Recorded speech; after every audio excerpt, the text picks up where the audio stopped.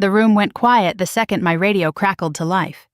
Not the polite kind of quiet you get when someone drops a glass or misses a step. This was sharper, heavier. Conversations cut off mid-sentence. Laughter died in people's throats. Even the old ceiling fan seemed to hesitate its slow rotation, suddenly too loud in the silence. "Red alert! Commanding Officer Mitchell, report immediately." 70 pairs of eyes turned toward me. My father was still holding his drink, frozen halfway to his lips. And for the first time in my life, he didn't look like the strongest man in the room. He looked confused. 3 minutes earlier, I had been exactly where I always was in that house, standing slightly off to the side, close enough to be included, far enough to be overlooked. The Mitchell family gathering happened every year, whether anyone wanted it or not. My father insisted, said it kept tradition alive. What it really kept alive was hierarchy, an invisible ranking system built on old war stories promotions and who had earned their place the hard way. Tonight the house was packed. Former Marines, Army buddies, neighbors who'd known us for decades, cousins who only showed up for free food and stories they didn't understand. The air smelled like grilled meat, cheap bourbon, and something else, something sharper. Expectation, maybe. Judgment. I stood near the edge of the living room, fingers wrapped around a glass of iced tea that had long since gone warm. I hadn't taken a sip in 15 minutes. "Sarah." My father's voice cut across the room like it always did, firm, controlled, impossible to ignore. He stood near the fireplace, flanked by 2 men I recognized from old photographs. Both had that same posture, straight backs, squared shoulders, the kind of presence that never quite leaves even after the uniform does. "Come here," he said, motioning me over. I walked toward him, steady, measured. Years of training had taught me how to move without hesitation, without giving anything away. But this wasn't a briefing room or a command center. This was home, or something that used to be. "This is my daughter," my father said to the group, one hand gesturing toward me. "Sarah!" One of the men nodded politely. The other gave me a brief assessing glance. "What branch?" he asked. "Army," I replied. "What do you do?" I opened my mouth to answer. "She works in administration," my father cut in smoothly before I could say a word. "Paperwork, logistics, that kind of thing." There it was. The label. The one he'd been using for years. A small ripple of understanding moved through the group, subtle nods, faint smiles, the kind people give when they think they've figured you out. "Ah," one of them said, "keeps the machine running." "At least it's safe," another added. "Nothing wrong with that." My father chuckled softly, taking a sip of his drink. "Yeah, she's never been anywhere near the front lines." The words landed harder than they should have. Not because they were entirely false, but because of how easily he said them, how confidently, as if he knew the full scope of my life, as if he'd ever asked. A cousin standing nearby leaned closer to her friend and whispered just loud enough for me to hear, "I always thought she'd do something more intense." "Not everyone's cut out for that," her friend replied. I felt the familiar pressure build behind my ribs, tight, controlled, contained. The same feeling I used to get years ago when I still tried to explain, when I still believed that if I said the right words in the right way, they would finally understand. They never did. So I stopped trying. "I like what I do," I said quietly. My father gave a dismissive wave of his hand. "Of course you do. It's steady, predictable. Nothing wrong with that." Nothing wrong with that? Except in his world there was. In his world, worth was measured in deployment scars, in stories told over drinks, in how close you'd come to something that could have killed you. Paperwork didn't count. Strategy didn't count. Command didn't count unless it came with dirt under your boots and a rifle in your hands. And me? I didn't fit that picture. "Hey," one of the older men said, shifting his weight. "At least she's serving. That's more than most people can say." "That's true," my father agreed. "I just figured she'd push herself a little more, you know." There was no malice in his tone. That was the worst part.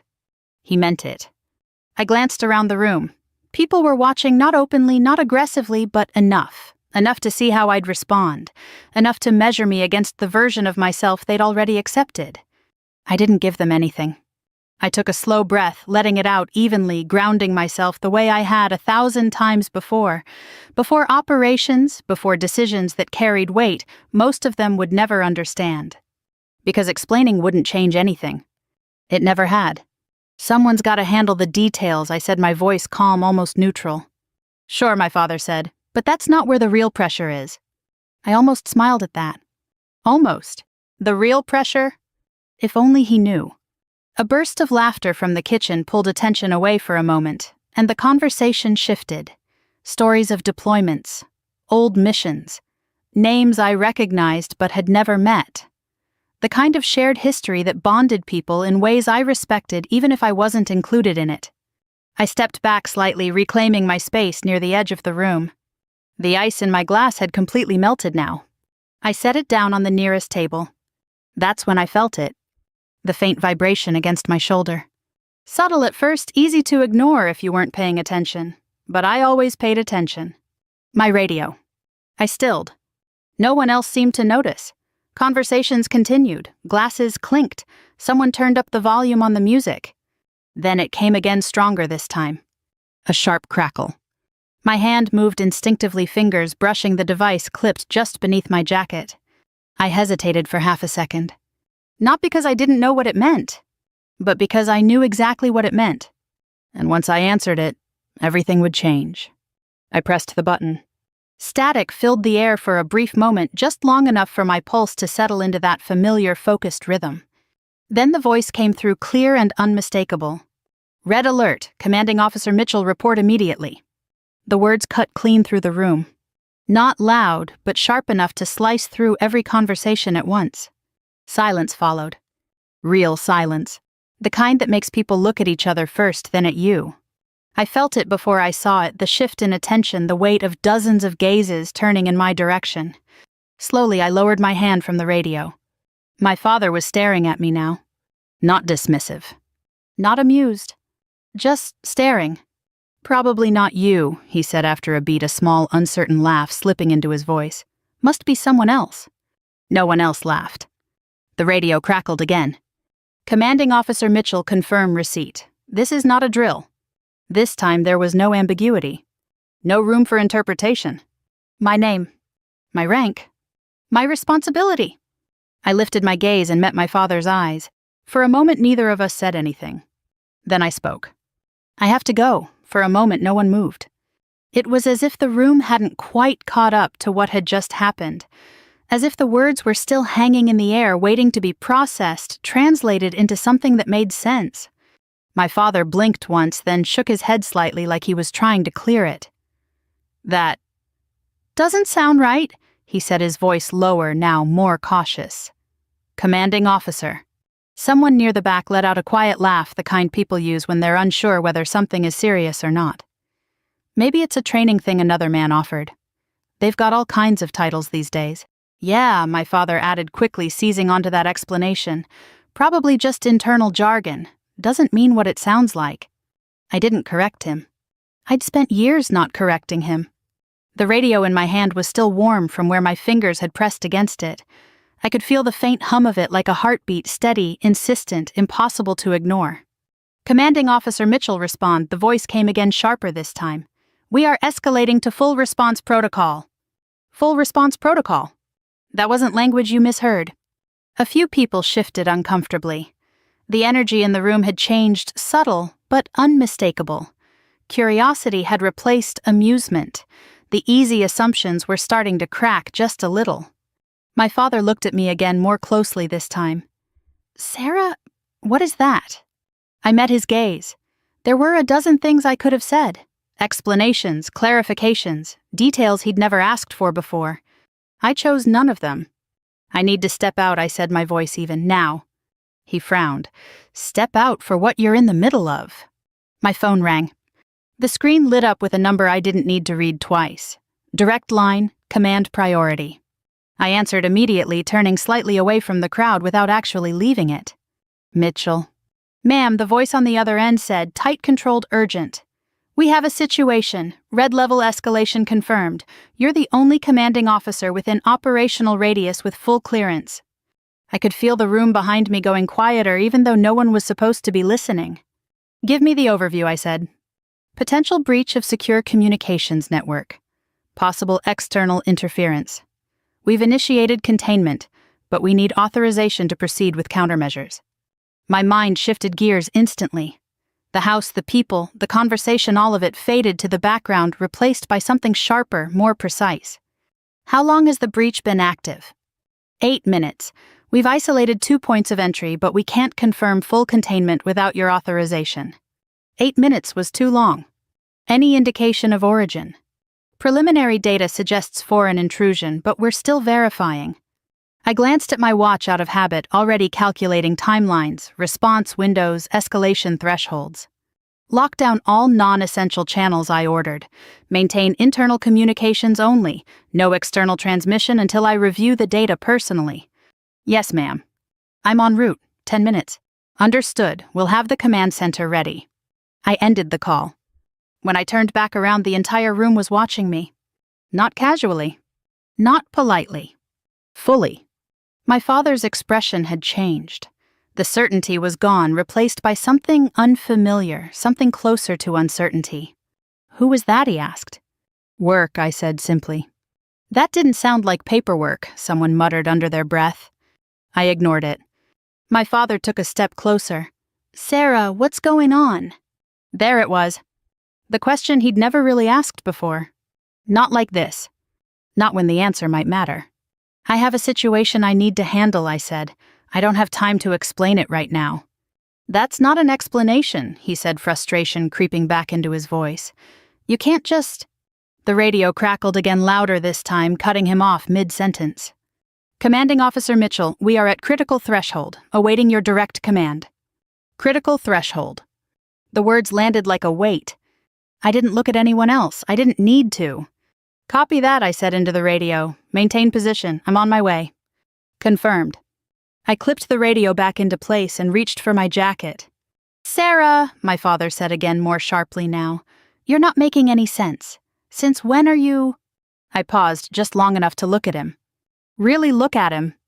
At the man who had taught me discipline, resilience, strength, and somehow still never learned how to see me. I'll explain later, I said. You keep saying that he snapped. But right now it sounds like you're pretending to be something you're not. The words hung between us. For a second the room felt smaller. Tighter. Like everything had narrowed down to this one moment. I could have argued. I could have corrected him, laid everything out, forced him to see the truth he'd spent years ignoring. But there was no time. And more importantly, there was no need. Because this wasn't the moment for words. It was the moment for action. I'm not pretending, I said quietly. Then I turned and walked toward the door. Behind me, I heard someone whisper, "What just happened?" I don't know, another voice replied, but that didn't sound like a desk job. I stepped outside into the night air, the door closing behind me with a soft click. The shift was immediate. The noise of the party disappeared, replaced by something cleaner, cooler. The faint hum of distant traffic, the rustle of wind through trees, the steady rhythm of my own breathing. I moved quickly down the driveway, pulling my keys from my pocket. My phone buzzed again, another incoming call. I answered it as I reached my car. Mitchell. Ma'am, this is Lieutenant Harris, the voice said. We've identified a third intrusion point. It's more sophisticated than the others. We think they're testing our response time. Or mapping our system, I said, sliding into the driver's seat. That's our concern. Then we assume worst-case scenario, I replied. Prepare for full defensive posture. I want all access points monitored in real time. Yes, ma'am. I started the engine. How's the team holding? Waiting for you, he said. No one's making a move without your call. Good. That meant discipline. That meant control. I'll be there in 9 minutes, I said. Keep everything contained until then. Understood. I hung up and pulled out onto the road. The drive blurred into a series of calculated movements, turns, taken a little sharper than usual, traffic lights judged not by color but by timing distance measured in seconds instead of miles. My father's voice echoed faintly in the back of my mind. She just does paperwork. I exhaled slowly, steadying myself. That version of me, the one he believed in, was easy. Safe. Predictable. But it had never been real. Streetlights flashed across the windshield in steady intervals, each one marking the distance between who I was and who they thought I was. My radio crackled again. Commanding Officer Mitchell, status update. En route, I said. ETA 8 minutes. Copy that. All units are standing by. All units. Waiting. For me. I tightened my grip on the steering wheel, focus sharpening to a single point. The house, the voices, the assumptions, they were gone now. There was only the mission, only the responsibility, only the truth I'd never needed to explain. Behind me, miles away, my family was still trying to make sense of what they'd just seen. And for the first time, they couldn't. The gate opened before I even came to a full stop. 2 armed guards were already moving, one stepping forward to verify the other, signaling the control booth. The overhead lights snapped brighter, washing the entry point in a sterile white glow that erased shadows and doubt alike. I rolled down my window, handing over my credentials without a word. The guard glanced at them, then at me, then straightened instantly. "Yes, ma'am." No hesitation, no second look. The barrier lifted. Inside, everything moved faster. The base at night had its own rhythm, controlled, deliberate, every motion tied to protocol. But tonight, there was an edge to it. A tightening. Personnel moved with sharper purpose. Conversations cut short, footsteps quicker, more direct. Red Alert did that. It stripped everything down to essentials. I parked in the reserved command section and stepped out, already removing my jacket as I walked. The cool air hit my skin, grounding me, pulling me fully into the present. A soldier at the entrance snapped to attention as I approached. "Commanding Officer Mitchell." "Status," I said, not breaking stride. "Lieutenant Harris is waiting inside, ma'am. All teams are in position." I nodded once and pushed through the doors. The command center was alive. Screens lined the walls, rows of data streams, network maps, system diagnostics, flickering in constant motion. Voices overlapped in controlled bursts, each one precise, clipped, purposeful. No panic, just pressure. And in the middle of it all, "Ma'am?" Lieutenant Harris stepped forward, relief flashing across his face before discipline snapped it back into place. He handed me a tablet already loaded with data. "We've confirmed 3 intrusion points," he said. 2 are contained, the 3rd is adapting. I scanned the information as I walked toward the central console. Adapting how? It's probing different entry vectors. Every time we isolate one path, it shifts. I stopped at the main display. A live schematic of the communications network filled the screen nodes, pathways, security layers, and there it was. A flicker. Small, but wrong. "They're not just testing response time," I said quietly. "They're learning our pattern." Harris nodded. "That's what we were afraid of. How long before they map enough to bypass containment?" He hesitated. "At this rate, 20 minutes, maybe less." Too fast. I set the tablet down and stepped closer to the console, my mind already reorganizing the situation. "Who authorized the current containment structure?" I asked. "Captain Lewis, ma'am, following standard protocol." Standard protocol wasn't built for something that learned this quickly. "Pull him up." Seconds later, Captain Lewis appeared on one of the side screens. "Ma'am." "Walk me through your containment logic," I said. He did quick, efficient, technically sound. "And not enough." "They're using our own response timing against us," I said when he finished. "Every adjustment you make is giving them more data." "So what's the alternative?" he asked. I didn't answer immediately. Because the alternative wasn't safe. It wasn't standard. But it was necessary. "We stop reacting," I said finally. "We force them into a controlled path." Harris frowned slightly. "You want to guide the intrusion?" "I want to trap it," I corrected. "Right now they have freedom of movement. We take that away." I reached for the console, pulling up a deeper layer of the system architecture, one most people in the room didn't even have clearance to access. "If we reroute internal traffic through a single channel," I continued, "we can isolate their access point and cut them off completely." "That'll expose part of the network," Harris said. "Only temporarily," I replied. "And only if we do it wrong." I started issuing orders, my voice steady, precise. "Team Alpha, redirect non-essential communications to secondary buffer. Team Beta, initiate silent trace on the 3rd intrusion point. No active engagement yet." "Yes, ma'am." "Captain Lewis," I said, turning slightly toward the screen. "I want a false pathway set up, something that looks like a vulnerability but isn't." He blinked once, a decoy. "A controlled one," I said. "Make it believable, make it tempting." Understanding dawned in his expression. "Yes, ma'am." The room shifted. Not in chaos, but in alignment. Everyone moved with clearer purpose, now each action tied to a larger strategy instead of isolated reactions. I watched the main screen as the changes took effect. The network map adjusted pathways, narrowing traffic, consolidating the system, tightening like a net. For a moment, nothing happened. Then, "There," Harris said. The flicker changed direction. Not random anymore. Guided. "They took the bait," he added. "Of course they did." "They think they found a weakness," I said. I leaned slightly closer to the screen, tracking the movement. "Let them go deeper," Ma'am Harris asked. "They won't commit unless they believe it's real," I said. "We give them just enough." Seconds stretched. The room held its breath, not literally, but close enough. Every eye was on the screen. Every movement mattered. "Therein," one of the analysts said. Trace locked, another added. "Wait," I said.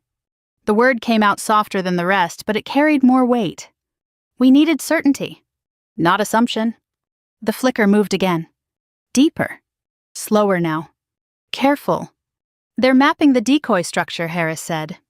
"Good," I replied. "That means they're invested." Another second.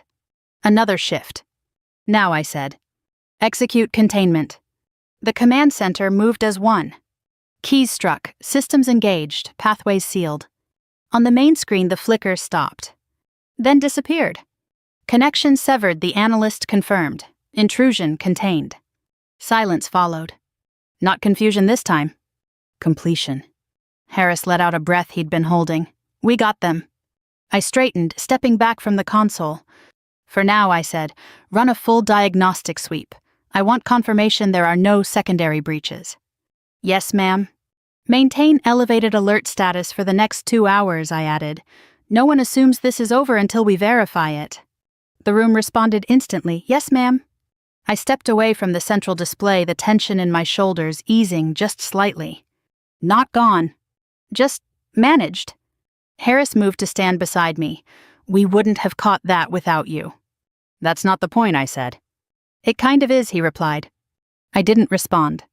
Because it wasn't about recognition. It never had been. It was about responsibility. About making the call when no one else could. I glanced at the clock. 32 minutes. From the first alert to full containment. Fast. But not fast enough to be comfortable. "We'll review everything in the morning," I said. "I want a full report on how they adapted." "Yes, ma'am." I nodded once and turned toward the exit. Ma'am Harris called after me. I paused. "Sir," he corrected himself quickly, then shook his head. I raised a hand, slightly stopping him. "It's fine," I said. He hesitated, then added, "They asked for you specifically." I looked at him. "Before you got here," he clarified, "they didn't just hit the system. They requested access through your clearance channel." That made me still. Not visibly, but enough. "They knew your name," he finished. I held his gaze for a moment, then nodded once. "Make sure that's included in the report." "Yes, ma'am." I left the command center without another word. The hallway outside was quieter, the noise of the operation fading behind me. My phone buzzed in my pocket. I didn't need to check it to know who it was. I pulled it out anyway. 43 missed calls. My father's name at the top. Followed by messages. Short, uncertain. "Sarah, call me." What is going on? "They're saying your name." I stared at the screen for a second longer than I should have. Then I locked it and slipped it back into my pocket. Outside, the night air felt different. Clearer. Colder. Or maybe that was just me. Back at the house, they were still trying to understand. Still trying to fit what they'd seen into the version of me they'd already decided on. Here, there was no confusion. No assumptions. Just reality. Rank. Responsibility. And the weight that came with both. I walked toward my car, the base lights stretching long shadows across the pavement. Behind me, the command center continued to operate controlled alert, ready. Ahead of me, something else was waiting. By the time I pulled out of the base, the story had already outrun me. I didn't know exactly how it happened, whether it was an internal briefing that reached the wrong ears, a routine report flagged higher than expected, or someone on the outside who had been watching more closely than we realized, but somewhere between containment and confirmation, my name had crossed a line. It wasn't supposed to cross. And once it did, there was no pulling it back. My phone buzzed again. And again. I ignored it for the first 5 minutes of the drive. then 10. By the 15th, the vibration had become a constant presence, like the echo of something I couldn't quite outrun. At a red light, I finally picked it up. 58 missed calls. I scrolled. Dad. Dad. Dad. Unknown numbers. Cousins. Aunt Lisa. More unknown numbers. Then a text sitting at the top of the list like it had been waiting. Sarah, are you on the news? I stared at it for a moment. Then another message came in. Turn on channel 7, now. The light turned green. I drove. Back at the house, the shift had started small. At first, it was just confusion. The kind that settles in after something doesn't quite make sense, but no one wants to be the first to admit it. She said commanding officer one of the men had muttered, staring at the door long after I'd left. Probably internal terminology, my father replied too quickly. They've got all kinds of roles now. Yeah, someone else added, doesn't mean she's actually in charge. That explanation held for about 2 minutes. Then my father's phone rang. He answered it with the casual confidence of someone who expected an ordinary conversation. Hey. He stopped. His expression changed. Not dramatically, but enough. What he said frowning, no, that's not. He turned slightly away from the group, lowering his voice. Where did you hear that? The room quieted again. People pretended not to listen. No one succeeded. Yeah, she just left, he continued. Something about work. A pause. Longer this time. My father's shoulders shifted just slightly, but enough to break the rigid line he usually carried. That's not possible, he said finally. Another pause. His grip tightened around the phone. Okay, he said. Okay, I'll check. He hung up. What was that, someone asked? He didn't answer right away. Instead, he walked toward the TV, picked up the remote, turned it on. Static. Then a local news channel. Breaking update on a developing security situation, the anchor was saying, her tone measured but urgent. Sources confirmed that a coordinated attempt to breach a protected communications network was successfully contained earlier tonight. My father's jaw tightened. That's not he started. Then the screen changed. A still image appeared. Professional. Formal. Clear. My face. Not from tonight. From a briefing months ago. Uniform pressed. Expression steady. Underneath it, a line of text. Commanding Officer Sarah Mitchell. The room went completely still. We are being told, the anchor continued, that Commanding Officer Mitchell, who was already in the region at the time of the incident, personally directed the response that prevented further escalation. Someone dropped a glass. No one reacted. They're saying she was the only officer on site with the necessary clearance and authority to initiate containment protocols, the anchor added. My father didn't move. Didn't speak. Didn't breathe, at least not visibly. That can't be right, Aunt Lisa whispered. Maybe it's someone else with the same name, another voice offered weakly. But even as they said it, they knew. The image was still on the screen. Unmistakable. This is Commanding Officer Sarah Mitchell, the anchor repeated. According to official sources, she has been operating in a leadership capacity within her unit for several years. Several years. The words landed like a delayed explosion. Several years. Not weeks. Not months. Years. My father's hand tightened around the remote. Turn it up, someone said quietly. He didn't respond. Turn it up, they repeated. He pressed the button. Mitchell's role has largely remained out of the public eye due to the sensitive nature of her assignments, the anchor continued. However, internal reports describe her as a key decision-maker in high-level operations, requiring advanced clearance. A low murmur spread through the room. Confusion. Shock. Something else, too. Regret, maybe. She told us she worked in administration, one of the men said slowly. No, my father said, his voice barely above a whisper. She didn't. They all looked at him. He swallowed. We told ourselves that, he added. Silence followed. Heavy. Unavoidable. The pieces were starting to shift now, memories rearranging themselves under new light. Every time I'd tried to speak. Every time I'd been cut off. Every time they'd filled in the blanks without asking. My father's phone buzzed again. He didn't look at it. Didn't need to. He already knew what it would say. Around him, conversations started in fragments. Wait, so when she said, "Commanding officer" means that call. She wasn't. The sentences never finished. They didn't have to, because the truth had already arrived, and it hadn't come from me. I pulled into my apartment complex just after midnight. The parking lot was quiet, the building lights dimmed to their usual late-hour glow. Everything looked exactly the same as it had that morning, which felt strange, because nothing else was. I turned off the engine and sat there for a moment, hands resting loosely on the steering wheel. My phone buzzed again.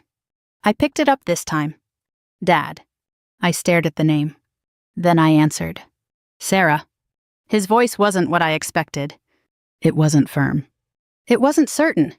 It wasn't even angry. It was unsteady. Are you a commanding officer?" he asked. Straight to it. No build-up. No assumptions. Just the question. Yes, I said. Silence. Longer than any we'd shared before. But you said you worked in administration, he said finally. I do, I replied. Administration is part of my job. That's not what that looked like, he said. No, I agreed, it's not. Another pause. I could hear him breathing now, slower, heavier, like he was trying to process something that didn't fit. How long, he asked. 3 years in command, I said. Longer in the unit. Another silence. Different this time. Not confusion. Realization. Why didn't you tell me, he asked? I leaned back in my seat, looking up at the dark outline of the building. I did, I said quietly. He didn't respond. You just didn't hear me. The line went still. No denial. No argument. Because somewhere deep down he knew. He remembered. Not the details. But the pattern, the interruptions, the dismissals. The way he'd already decided who I was before I finished speaking. Sarah, he started. I closed my eyes for a second. I just got back, I said. I'm tired. Wait, he said quickly. We need to talk about this. We will, I replied, just not tonight. Sarah. I ended the call. Not out of anger. Not out of spite. But because some conversations needed more than a phone line. And more than a moment like this. I stepped out of the car and looked up at the building again. Inside, everything was quiet. Controlled. Predictable. Nothing like the room I'd left earlier. Nothing like the one I'd be walking back into soon enough. Behind me, miles away, my family was still standing in front of that screen. Still watching. Still trying to reconcile the version of me they thought they knew with the one they'd just been shown. And for the first time in years, they didn't have an answer. I didn't sleep much. Not because of the mission we'd contained. The breach stabilized the network and set protocols for follow-up. That part of my mind knew how to rest even after high-pressure decisions. What didn't rest was everything else. The silence after I ended the call. My father's voice uncertain, stripped of certainty for the first time I could remember. The way he asked how long, instead of why. That question stayed with me longer than it should have. Because it meant something had shifted. And shifts like that don't happen easily. The next morning my phone buzzed before I even made it to the kitchen. I didn't need to check. I already knew. I poured coffee anyway. Let the routine ground me. Let the familiar movements give me something steady before I stepped back into everything waiting on the other side of that screen. When I finally picked it up, the messages had multiplied. More calls, more texts. But one stood out. We're downstairs. I froze for half a second. Then set the phone down. Took a breath.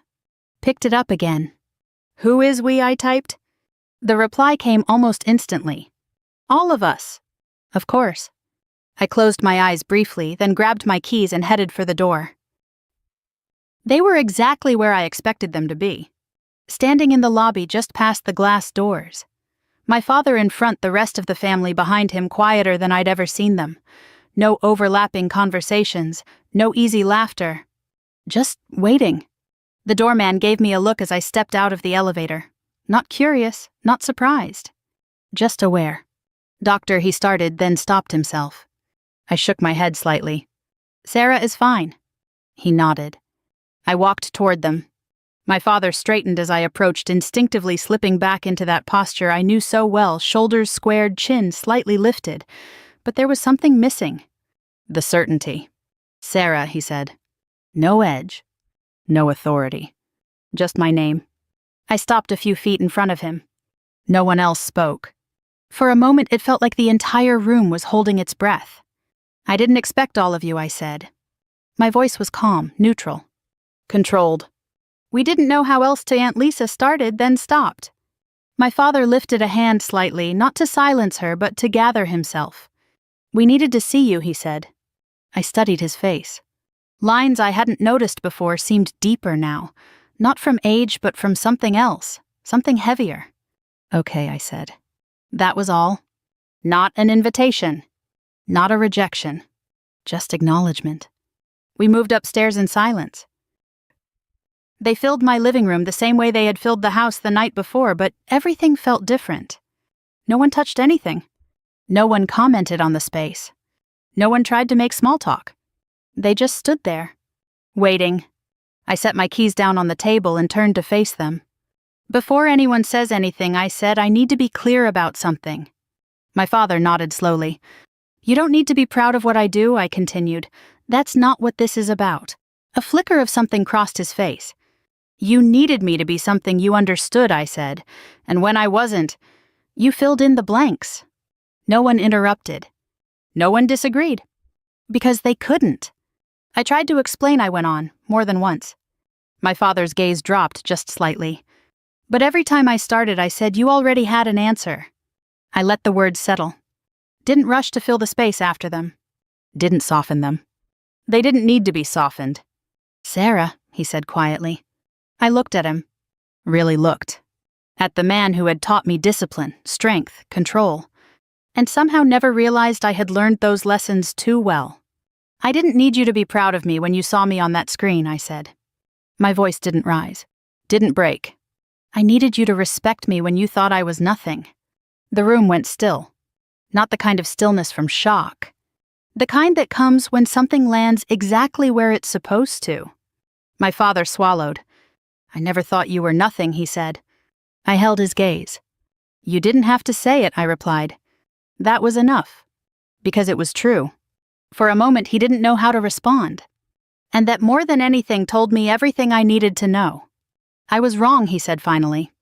The words came out slower than I expected, heavier. "I thought I understood what mattered," he continued. "I thought, if you weren't out there, if you weren't..." He stopped searching for the right words. "Visible," I offered. He nodded. "Then it didn't count," he finished. Silence. "I built my life around a certain idea of what service looks like," he said. "And I expected you to fit into it." "You didn't ask if I already did," I said. He closed his eyes for a second. "No," he admitted, "I didn't." Behind him, the rest of the family shifted subtle movements, quiet acknowledgments of something they were only now starting to understand. "I can't change what I said," he went on, "or how long I believed it." "No," I agreed. "But I can change what I do now," he added. I studied him. There was no performance in his voice. No attempt to reclaim authority. Just effort. Real effort. "I'm not asking you to forget it," he said. "Or to pretend it didn't happen." Good. Because I wouldn't. "I'm asking for the chance to do better." The words hung there. Not perfect. Not polished. But honest. I let out a slow breath. "I'm not ready to act like everything's fine," I said. "I don't expect you to," he replied. That mattered. More than an apology. More than a promise. Understanding what not to expect. "I have work," I said after a moment. "A team that depends on me. Decisions that don't wait for things like this to settle." "I know," he said.